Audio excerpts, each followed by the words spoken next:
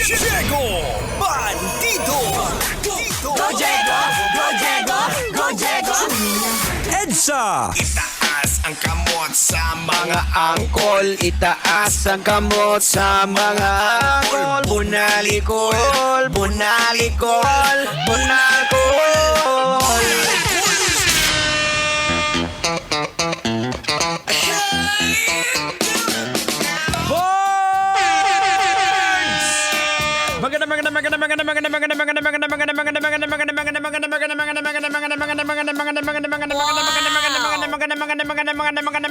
Magandang kalbo.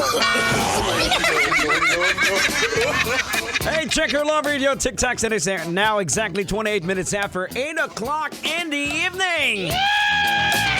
At sana naman ay nasa maayos kang kalagayan, manong driver. At ikaw, nanay. Maraming salamat, nanay, sa pakikinig. Salamat dahil sa dami-dami na pwede mong gawin ay nakatuto ka ngayon sa Love Radio. Thank you so much. At syempre sa iyo naman, manong driver, I know na medyo napapagod ka. I know na medyo kapoy na ba?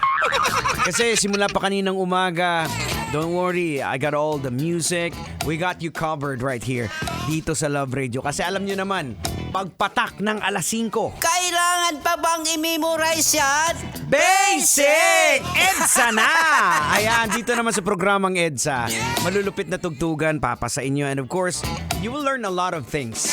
Well, kung minsan, I am sorry sa mga kabisyo natin na medyo natatamaan ng mga binabanggit natin dito. But what I am saying is only the fact at ang katotohanan. So, I have to be bold with all the things that I'm saying. It's because I am using the Word of God. So, dapat ganun po tayo mga kabisyo. Kaya, eto na, pag-usapan na natin to!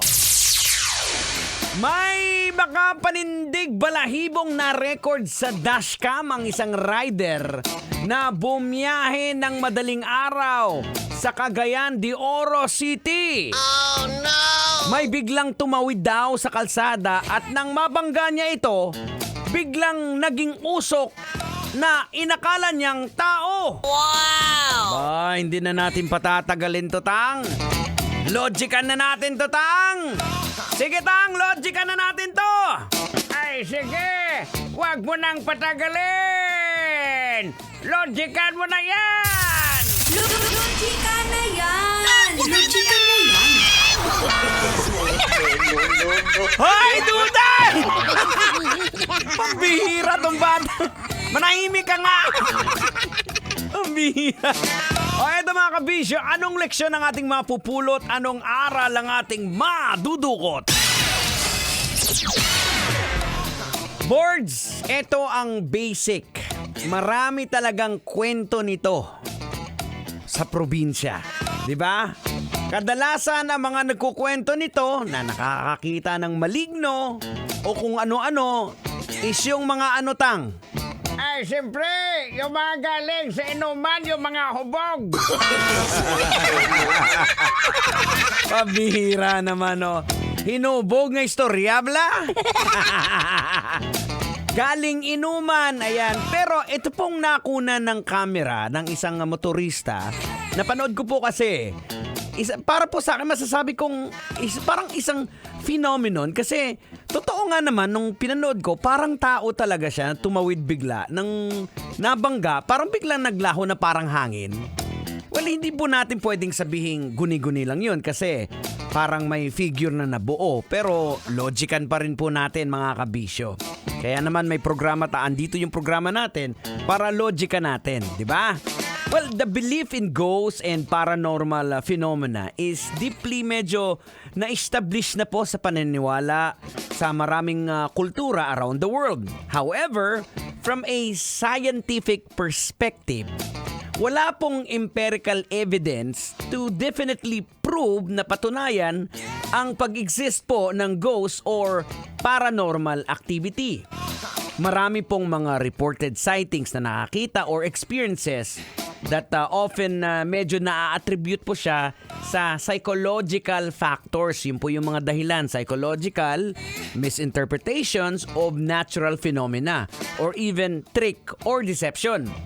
Maaari po yung na-capture ay ng camera ay illusion lang na nag-create ng mga ilaw sa paligid. Parang minsan boards, basic.